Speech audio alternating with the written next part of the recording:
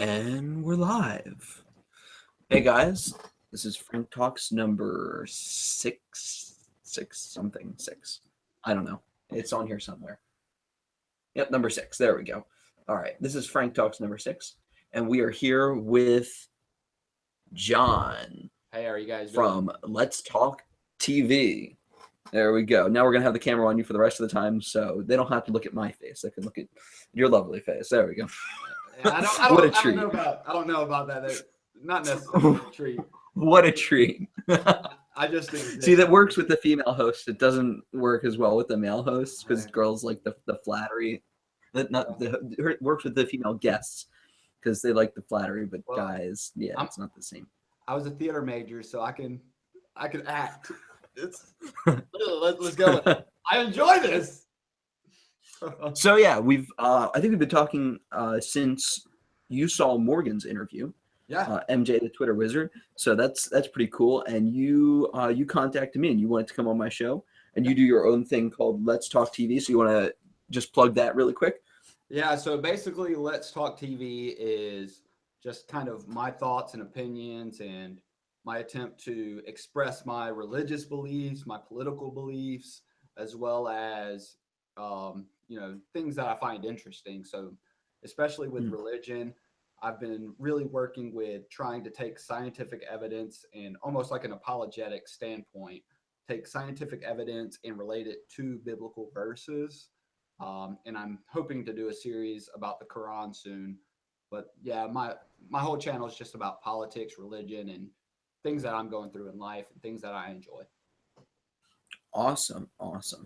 Yeah, that's very similar to what we're doing with Frank Talks. It's I'd say our 3 themes are faith, life, and politics. And except I'm the narcissist who has to put my name in the title. It's funny. I actually avoided doing that for a long time. I created a number of like websites, and I had different ideas for different enterprises, and I always shied away from putting my name in it. But with Frank Talks, I finally broke down. It's too good to pass up, right? Well, see, the Frank, thing I'm being frank with is you. my first name's John, my last name's Cyzycki, and nobody can spell or pronounce that last name, so we have to go with Let's Talk TV.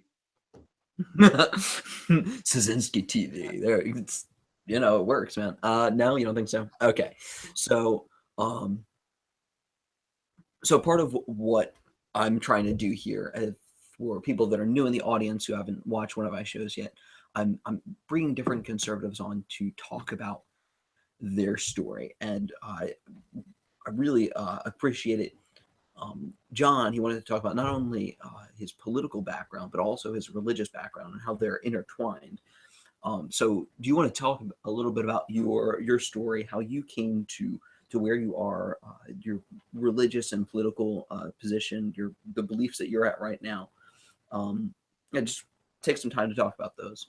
Yeah, so I live in Georgia, Southern Bible Belt Hmm. Republicans, and I kind of grew up going to church for about the first 10 years, but I never really felt impacted by that at all. I grew up poor, and my parents still struggle with money, so I always kind of felt like I was leaning towards that Democrat side, that liberal side, because a lot of the people that were around me were kind of just just kind of broke. I mean, so I grew up in the hood, and then what kind of moved me into like my 12, 13-year old stage, I started getting into that rebellious stage. So my parents were still going to church, and I continued that anti-God, anti-authority movement really for myself. I started to see myself in a way of like, I've always said only God can judge me, but I didn't believe in God. It was just kind of a statement of So no one only, can judge you. yeah, like I thought of myself as the only person that could judge me, really. And ultimately, that was the way that I viewed things for a long time. And I went through high school just not really political too much. I always appreciated the First Amendment and the Second Amendment, but I didn't think of it necessarily in a political standpoint. It was just like, I want to say what I want to say, and I want to go shoot guns, you know. So I mean, I grew up through that and went to college, and I was a theater major. So that automatically kind of put me on a different playing field a little bit, because it's like everybody's uber liberal, or some of them are, you know, libertarians. Most of them don't believe in God from my experience. And there's very interesting dialogues to be had there that I never was pushed to have in college regarding religion or politics. Everything that I experienced through that time was pretty much leftist and atheistic and agnostic. So I kind of went through college that way, and came out of college and got a real job, and started to see the funds and taxation and all of the awesome things that happen after college when things aren't so idealistic and you can't follow ideologues.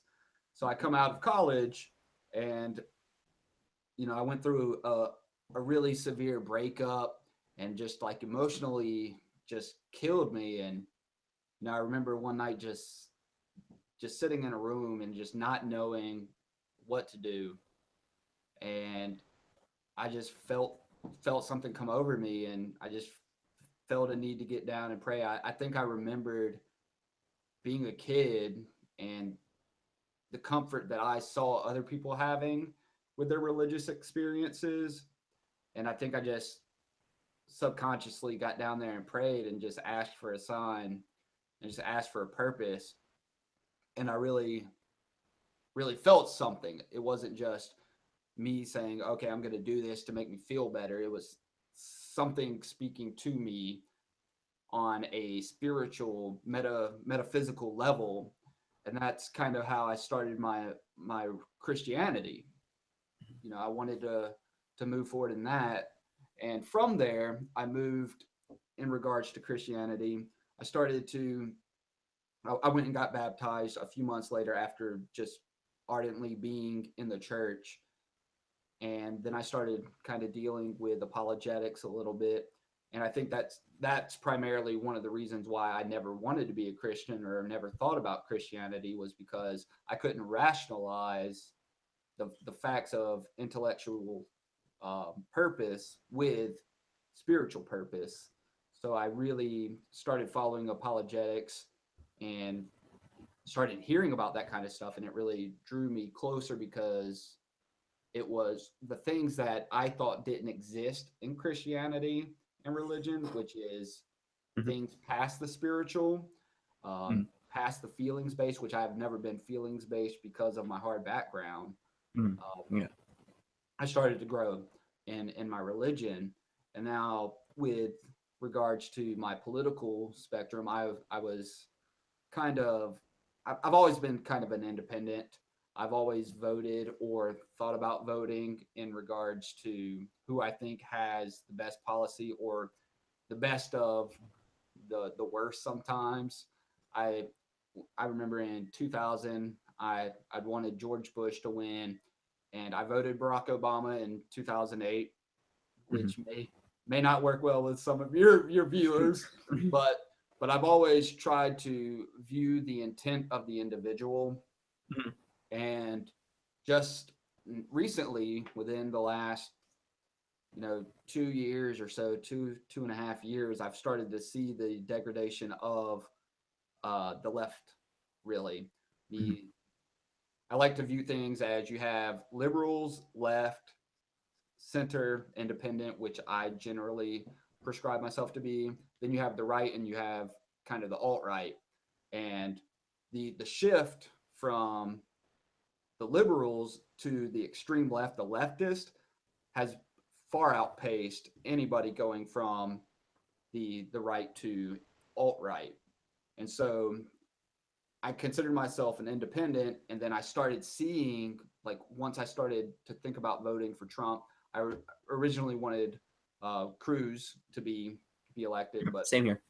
Yep. it just started pushing. The left was just pushing and pushing, and I started to see how absolutely insane the ideology of those people were. Now, I have friends who are liberals that are perfectly fine, but the problem is the pace of liberalism going into extreme leftists is Yeah. just ridiculous. So when I started to see that, I found myself going from an independent more towards conservative views, and then I started to think about, my conservative views, which, like I said, the First and Second Amendment were really big to me. And now I sometimes I kind of just troll people with my Trump gear, the hats, the shirts. We're Um, gonna trigger some people here. yeah, I love that. I think that's probably why I love the First Amendment initially, was I wanted to do and say what I wanted to do. Mhm. So I can actually use this president that we have now to kind of set people off. So that's kind of the story for me. Mhm. Cool, cool. Um, yeah, I've actually written a lot here. Actually, let me switch the camera to myself. I've actually written a lot here at Frank Talks about what it means to be a conservative. In fact, I made that a major theme in 2016. I haven't written a lot for 2017. I've been pretty busy, but I want to talk more about what it means to be a conservative. I think we need to drive that point home. Um, and you talked about the political spectrum. You should check out on my website. Um, there's a blog on the political spectrum, and I didn't realize it at the time that I wrote the blog, but it actually comes from our founders and from their political spectrum. They had a spectrum that went the far left was tyranny, the right was anarchy, no government. So the left was tyranny, so one ruler or a few rulers rule everything, and the right was anarchy, and liberty is in the center. So when I say that I'm a conservative, I say that I'm conserving that center balance. Yeah, I think people really mess up the political spectrum. Like it doesn't, to the point where the terms that they're using and it just doesn't make sense anymore. Like, what is the spectrum supposed to be measuring? yeah, Um, but yeah, that's cool. So we're both in the center. Um, uh, I find it funny. We both, everyone does it. We all like to put ourselves in the center of our own spectrum. oh yeah, Um, yeah, most definitely. I think the idea that people constantly go with is, hey, I'm the normal and everybody else is weird. And that happens with politics as well. I right, am I am the litmus test for which everybody else should be kind of judged. right. And I try not. I laugh at myself that I do it as well, but I try not to make it like self-centric. I try to make it okay, what are the ideas? So the idea is liberty. It's a spectrum of liberty. That's what the political spectrum is supposed to be, a spectrum of liberty. And the center is supposed to, too far to the right is, too much of do whatever you want, and too far to the left is, just too much control and too much centralized government. Yeah. And the center is where we want to keep it. So you talked about apologetics. That's Mhm. something. Okay, so I want to talk more about apologetics here as well. I've been so stuck uh, politics lately. Um, not, you know, like I get it's my own choice. What I talk about. Um, and there's something going on in the other room. Okay. Um, it's hard to find a quiet place here to film, but so you have to rep that mug one more time. Have we Oh gotten yeah. a proper shot? Hang on, there we go. Right there. There we go. Product placement, and Yeah. now we have to get loud. We have to get Steven Crowder to pay us. Yeah, no, dude, one of my favorites, man. I actually started by watching Milo on a lot of Mhm. these videos, and then I got down the wormhole with Ben And you've Shapiro, hit the and bottom once you start watching Crowder. You've hit the bottom. yeah, I was like, ah. But I mean, he's great stuff, great stuff. He And then, really. like we kind of talked about before, you were talking about Mark Levin a little bit earlier, and Mhm. I'm gonna definitely get more into him. Just kind of us having dialogue. I, Yeah, I think he's gonna Mark be a great Levin and option. Andrew Clavin. Yeah, I was talking with a group of friends of mine from church, and a few of us are pretty conservative, and we were talking about Andrew Clavin. We were talking about actually no, we I talked about Andrew Clavin because he's my favorite, but we Yeah. all talked about Steven Crowder, and hopefully he's watching this. That would be really cool. Um, but we talked about uh, how like the guy's really smart. Like he's a comedian, and you think, oh, he's a comedian. He doesn't really like. He doesn't play as someone who's like really an intellectual, but like he really is. Like he's, you know, Oh yeah. he's, he knows the stuff when he talks. He tries to be as scholarly as possible, and you Yeah. know you don't expect it because he's a comedian. Oh yeah. Um, Yeah, and I think the key for him, one thing I really do like about his show is they really do attempt to make it as objective as possible, but they acknowledge that there is a slant, there is a mhm, bias, but when they approach there's a subject matter, it's very, very objective in the initial approach. So mhm, that's really cool to me. right. Yeah. So you were talking about apologetics, and I wanted to go into that. So I want to talk more about uh, religious things. I was thinking about this this afternoon. I've kind of been going through like a spiritual like dry area, Mm, and, and so that's why I haven't been writing about religious topics lately. Um, and it's been a lot of politics, and you know I'll reference the Bible as a support for what I believe. yeah. Um, but it's you know I've realized I've kind of left my first love. My original love was apologetics, and I was going to go into I did want to get a doctorate in.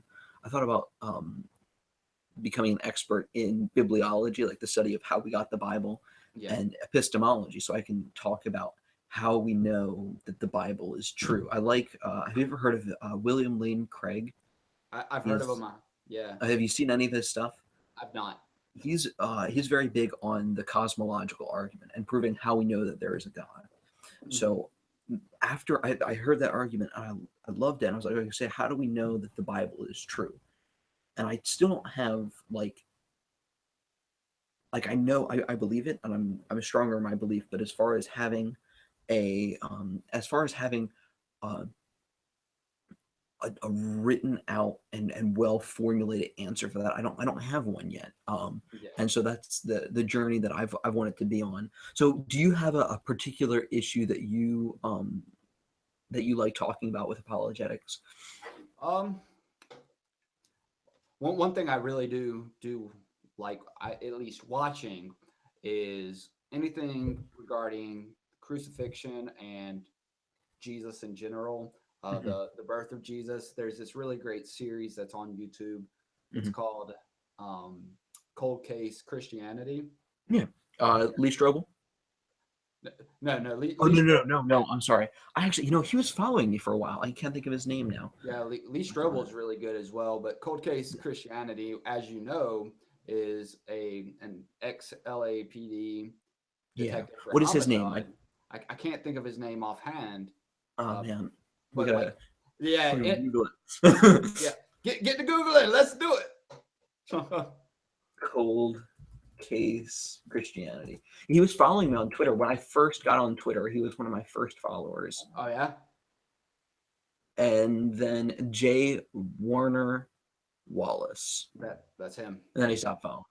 Yeah, and that's really awesome. That's Oh wait, I gotta find I gotta find the. There we go. Uh, one of Let me see. It was my first year at Bible college. I did 2 years of Bible college, and my first year we had a paper where um, I can't remember which paper this was, but I wrote a whole report on the crucifixion, and I read through Lee Strobel's book. That was like the foundation of my report.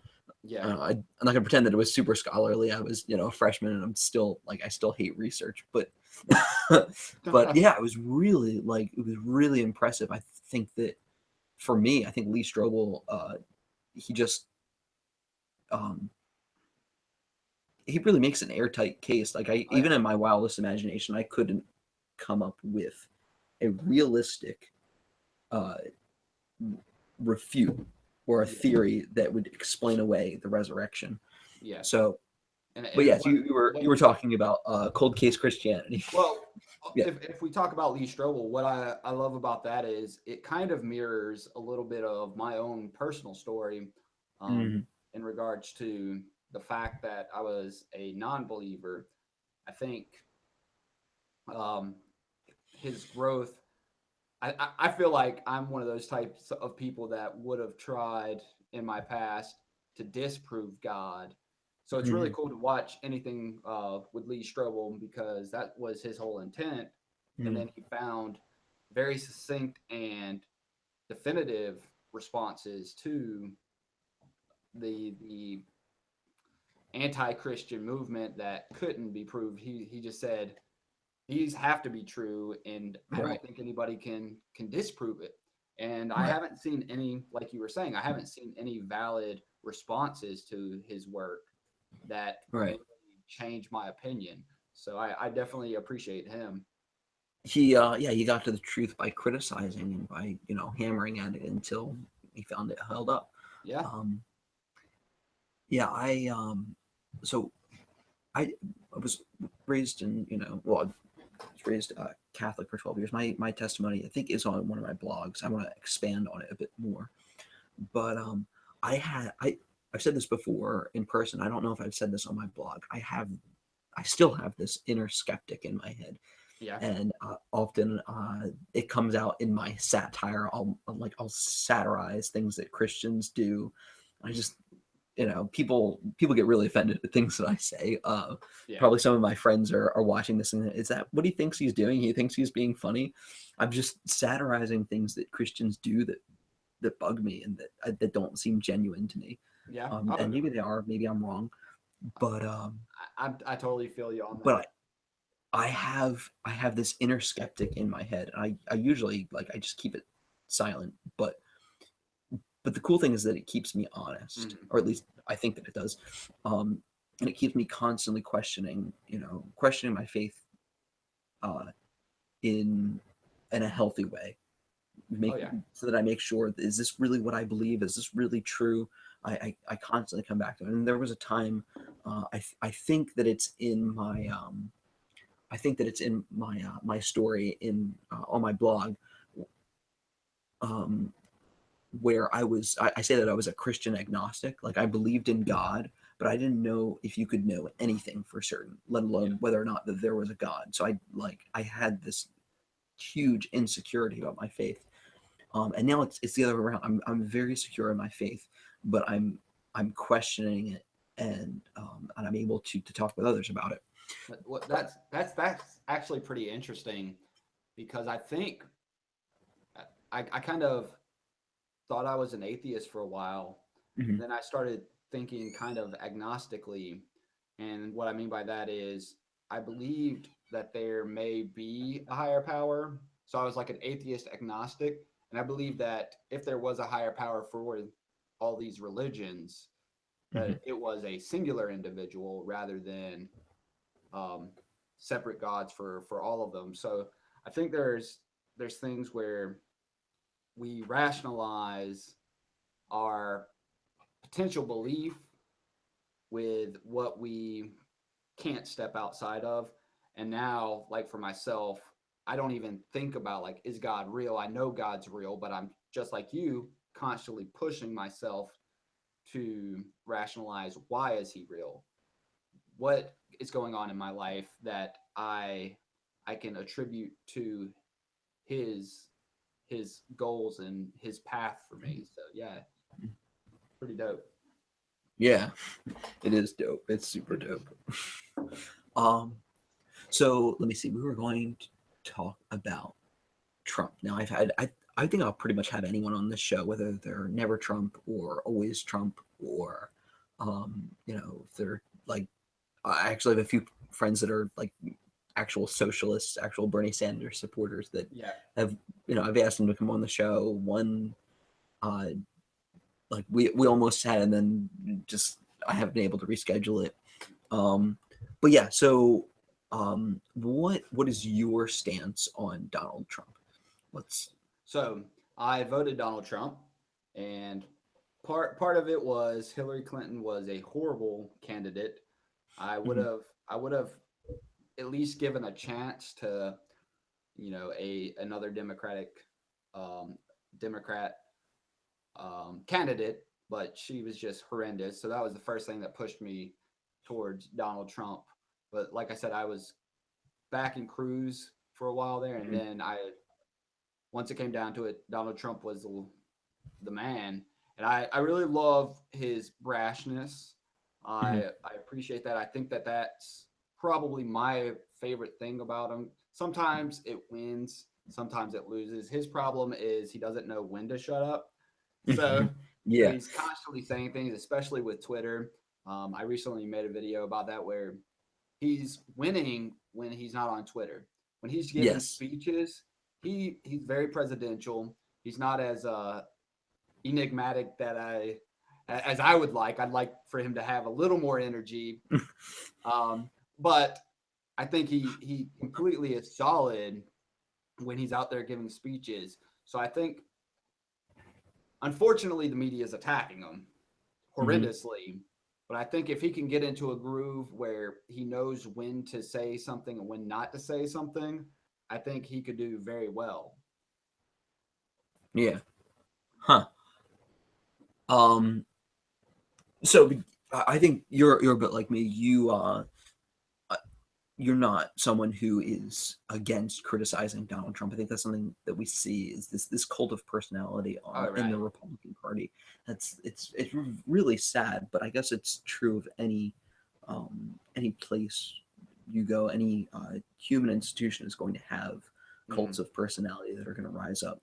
Um, are there any criticisms of okay, so yeah, oh, you talked about his Twitter. I saw something, um his personal assistants, or one of his personal assistants booked his schedule so that he wouldn't have time to tweet, and someone retweeted that, and they said not all heroes wear capes, and I just laughed. That's awesome. But yeah, that's so helpful to our side, that just keep him off of Twitter. And Yeah. I don't know why, like, we don't have someone, uh like, he has to run his tweets through. Yeah. um I mean, they could pay me today. I'll fly up to Washington and I'll be the filter. You know, you, you have to wear a suit, so can you do that? as long as I can wear the MAGA hat, then we're Okay, good. We're yeah, good to go. yeah, that'll be fine then. You talked about the fact that, did you say that you did vote for Obama, or that you would Oh have yeah, voted, yeah. like, you did vote for him? I voted Obama. Okay, would you say that you still um would stand by that decision, or would you say that was, that was at that time you made that I decision, I think so. that I you've probably changed, or? I've changed my opinions for sure. Mhm, I think that the idea that he was going to bring hope and um, create a unity within the country just ultimately didn't pan out. And those were the two big things for me. Was I believe that he had legitimate concern about bringing everybody together and just changing the way that the system worked. mhm, And I don't think that he did that very well. I probably would have voted McCain mhm. at this If at you this could go point. back, you're saying? Yeah, yeah, Okay. I think so.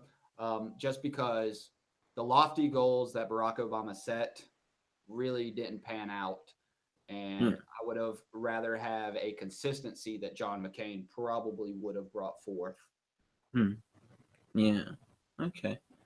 Um, yeah, that was, when Obama ran the first time, I was too young to vote, and then when he ran the second time, I actually didn't vote. Like, I was old enough, and I just didn't vote, which was a huge mistake on my part. I still kick myself, and that's why um I got so into this last election, because I didn't want to waste an opportunity Yeah, uh, to cast my vote, and I want it to be well informed. And that's what got me into writing about politics. And here I am now. Yeah, I've Um, always been a believer that you can't argue or be mad about an election unless you voted in the election. mhm, You know, I mhm, think that's the key. Now, it's fine to criticize if you didn't know to vote, mhm. which maybe that was your experience. You felt apathetic maybe, or maybe you just didn't think it was important. But now that you voted, you understand Right, how important it is, and you're probably going to vote for the rest of your life. right. Well, for me, yeah, yes, hopefully. For me, so I like you, I supported Ted Cruz up through the primary. I voted for him in the primary, even after Donald Trump had already won. I still cast a vote for Ted Cruz, um, and I'm still proud that I did that. I still oppose Donald Trump all the way up till the week of the convention, Yeah. and that's when I started to have this shift. Where was I going with this? Uh, so I probably should drop this because I forgot where I was going.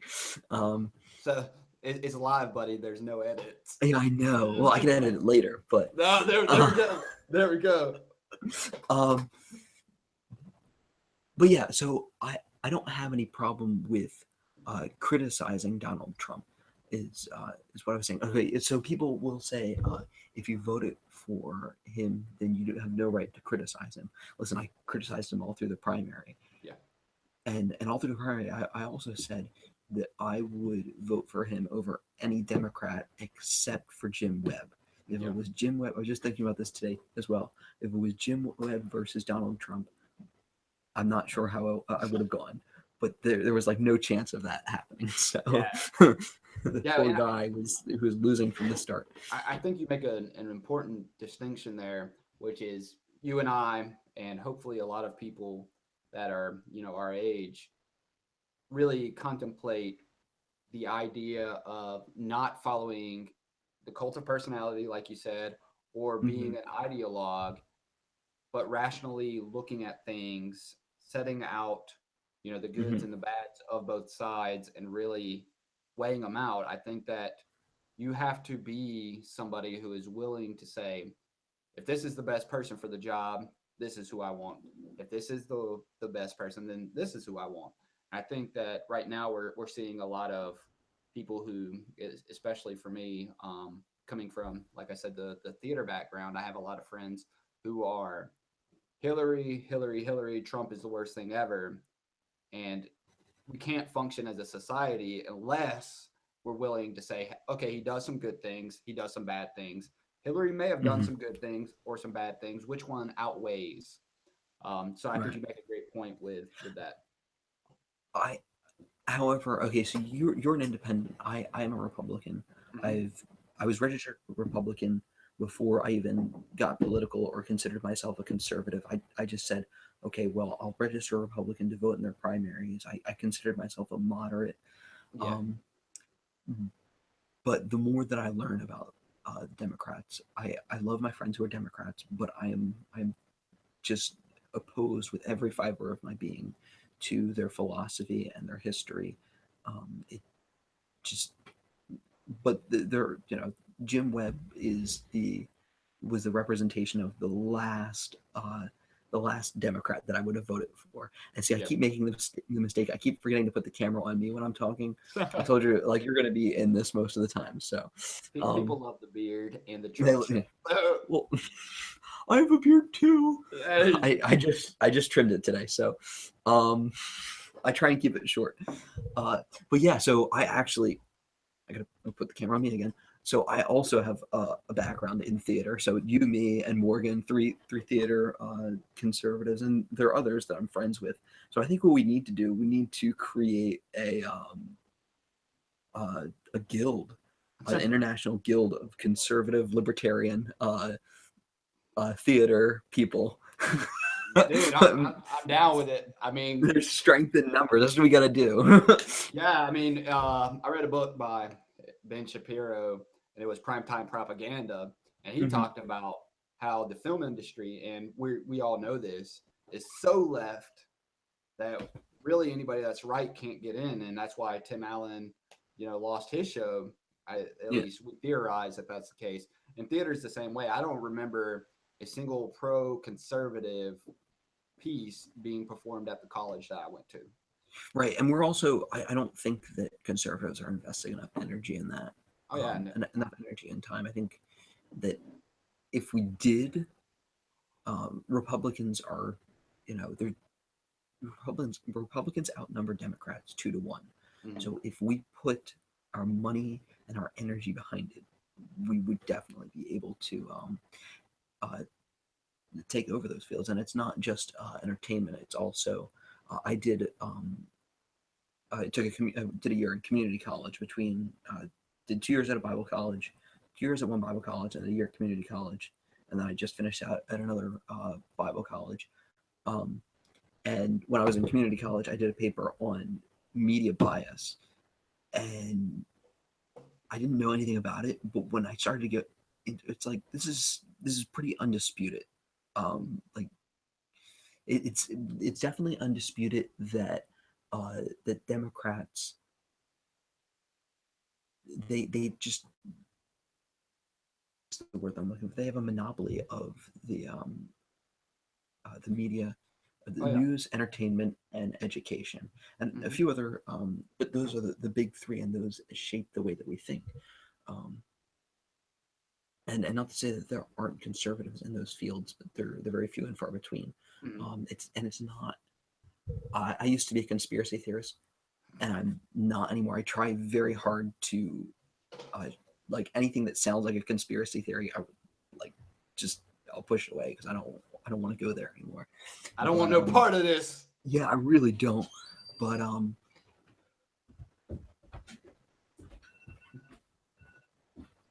uh, hang on 1 second. 10-4. Yeah. Okay. So Gotta like love a I said, distraction, it's right? it's hard to find a like I said, it's hard to find a silent place. But Well, maybe you should just Hillary Clinton them out of here. You know, go ahead and Seth Rich them out. I don't know. um so but yeah, I was looking into to do this paper. I had to look into different studies on, you know, the number of people that are in, the number of Democrats that are in the news media, the Yeah, percentage of people that identify just identifies Democrats in the news media, and then there's the independents as well. The independent has grown, but yeah, the personal testimony is that a large number of those independents lean towards yeah, lean liberal. They lean to the left. yeah. Um, so it's just the thing where I it reminds me I'm not this isn't a conspiracy. I keep reminding myself this isn't a conspiracy. These are facts. These are And, facts that and it's coming to bear right now. I mean, when you look at, especially with the media, like you were mm, just discussing, I mean, you have to think about the fact that I believe CNN came in the 80s, and Fox News didn't come out until 96 or 97. mhm, So they had a head start, you know, by a large margin. So there was constantly that liberal agenda being pushed, and mhm, I think MSNBC and Fox News came out around the same time. So now you had those two major channels, and we're just seeing it kind of come to fruition, right. that gestation period. So Yeah, and it's just the nature of things. It's not once again, it's not a conspiracy. It's not a bunch of people plotting in a back room wringing their hands. It's just the nature of things. People who work together tend to think alike oh yeah, each other, and they tend towards centralized government and centralized everything. It's just the natural tendency, and it's just the entropy of any culture is to centralize and you know and kill themselves. I, No. I mean, ultimately, I guess so. Well, not like Yeah, not no, like no, no. not like, In, their own not like purpose. that, but like Yeah, yeah, they really they centralize, and then they start to deteriorate. Yeah, yeah. It's Eventually, you have to create your own society. Once you come together, there's always going to be dissension that forces it back apart. yeah, It's the ebb and flow of history. That's why we repeat history so often, is we come together and then we disperse, come together, disperse. So right. Uh, so yeah, we've we've gone longer than we had intended. Did you want to talk about the Quran? I don't know. You now we were talking beforehand. mhm. You have read the Quran. I have not. Yes. It was on my reading list for this year. At this rate, I have I've barely read one book this year, so I probably will never get to it. Um, Hey, but you have read it. So yeah. what are your thoughts on it? We'll give it Um. another 5 minutes and then we'll close up. So with the whole issue that went down in Manchester, Mhm. which obviously like rest in peace there. I was on Twitter just calling out things, and I follow Tommy Robinson, and he's a very Mhm. interesting figure. He's polarizing, but I think he's interesting. Why don't And you because some people might not know who Tommy Robinson is. okay, so basically, Tommy Just Robinson, briefly. uh, 10 years ago, some odd years ago, created the English Defense League. He's from Luton, England, where he saw it's a poor area. He saw a whole bunch of Muslims coming in, and they were radicalized Muslims. And he started seeing some of the things that we're seeing now back then, and was warning about them. And he's been suppressed by jail, courts, for speaking his opinion of Islam. So that was one guy that really got me interested. I started seeing some of his stuff, and I got into like I want to understand Islam. And Mhm. the reason I want to understand it isn't so, that I can put people down. I wanted to understand what the book actually says, just like when I read the Bible, I want to know what the Bible says. Yeah. And so I started reading the Quran, and it's literally for the things that I've seen, I went through with a highlighter. You go one or two pages and you find something that is, to me, just aggressive, very aggressive. And my issue that I've seen with Islam specifically is you have kind of three parts. You have one that is the political side of Islam. You have the fundamentalist religious Islamist, and then you have moderate Muslims. And the problem is we're taking moderate Muslims and trying to use them as the image of Islam, but there are still a very significant portion that have political Islam and fundamentalist Islam, at their core. So Yeah.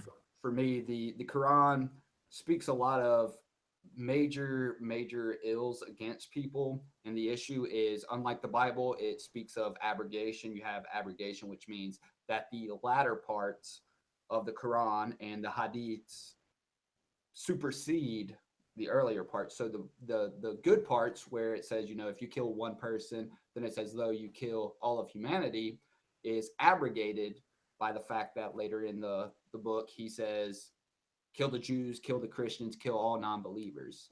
Huh. So there's very interesting aspects of it, and I can definitely see, like I said, from Tommy Robinson, I can see where people are distorting it. I think that the political and the fundamentalist Islamist are the big problem. So Yeah. Interesting. I would love to talk more about Islam. I probably should not run my mouth until I know what I'm talking about. I hear Um, you. I was just talking with a girl on Twitter. She just asked me about some church history stuff, and I referred her to one of my professors. Him and his brother grew up Muslim, Hmm. and one of them is actually a professor at Liberty for a Okay. little while. The other one was a professor somewhere else. Um, they got saved. If I guess I should have mentioned that first. Did you pick up on that? Okay, so they got saved, and became both of them have been evangelical pastors at big evangelical colleges. One of them still is, as far as I know. And the one that still is, he came up as a guest lecturer to my school, Word of Life. And yeah, uh, so that's my experience with Islam. Is I know a little bit about that from, like, it was a 10-hour class. It's not much. I haven't read the Quran yet. Actually, one of my first guests that I was going to have on the show was a Muslim who was a conservative. She was she was leery about Trump. She's like, "Listen, I'm going to vote for him," and now she's blocked me, and I think Oh, yeah. she blocked me on Twitter, and I think she's also blocked my texts too. But Ah, oh well. I thought it would have unfortunate. been really cool. I don't know what I said that set her off. No Yeah. idea. I think that would have been a really, really awesome interview. Um, Yeah. as far as understanding Islam a little bit better, David Woods Mhm. of I think it's Act 17 X17. apologetics. He's really, really good about understanding, and um, he's got a guy named Nabir, his Mhm. best friend from college. I've told you this. I've met David Wood twice. I Yeah, think he did remember me. I've actually met him, and my boss and my mentor is my boss for my day job, who's also my political mentor. He taught me about politics and apologetics.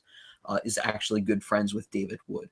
So I'm running high circles, man. he hey, he is a really, really solid guy just Yeah. because he kind of has the same background as I did, which was a doubter that became a Christian and then Mhm. wanted to understand Islam. And I think that it's very pertinent. I think that what's really cool is the differences between Jesus and Muhammad.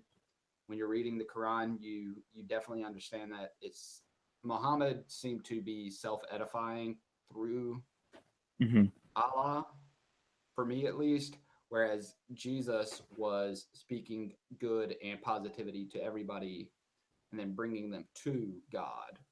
Hmm. So I think that it was a Yeah. very interesting read for me. Yeah, I think that sounds a lot like the last video that David Wood did, where he was talking about how all the things that Muhammad said about himself were not all the things they said about himself, but like so many of his revelations from God were to change rules so that he could make Do what he himself, wanted. yeah, he could satisfy himself. That's Yeah. for those of you who want to know. Find David Wood, Act 17 Apologetics, and I think it's his latest video. I'll probably put it in Yeah. the comments. Who knows? But yeah, so this has been Silly Songs with Larry. Did you ever watch VeggieTales? No, I And didn't. you didn't, but you know what it is, though, right? What'd you say? VeggieTales. Oh yeah, yeah. Um, I knew about it. I knew that it was some Christian vegetable show. I don't know much about it. I saw a Still, salad the and old, yeah, the old ones really hold up. This new, I think it's on Netflix or something like that. It doesn't hold up as well. But oh yeah, so this has been, and your last name again? How do we pronounce it? I want to make sure. it is Cyzycki. Cyzycki, guys. So John Cyzycki, you can find him at Let's Talk TV. I left the link in the description. And if you want to support us, if you want to help us make more videos like this, you can make a contribution to our GoFundMe. I'm going to create a series of 4 short videos, um, and just as a way of expanding my audience. Um, Yeah. and if you're interested in helping with that, there's a link to the GoFundMe in the description, and then there's also a link to our Patreon in the description. I will try and put links on the screens somewhere around here later on. I just never get around to these things. Hopefully, I will start getting better at this. Um, and if you're watching this, if you're a young conservative or libertarian who wants to be on the show, wants to talk about your experience and how you came uh, to where you are now, you can find me on Twitter at Frank_Percio. Um, and you can follow me and DM me. And you can also find me on Facebook and you can message me there. Um, Thank you guys for your time. And John, thank you. Hey, I appreciate it, man. Thanks for All right. having me on. Thank you. We're going to have to do this again sometime. We're going to have to come up with more Hey, questions and do it again. most definitely, brother. You have a All blessed right. one. All right. All right. You as well.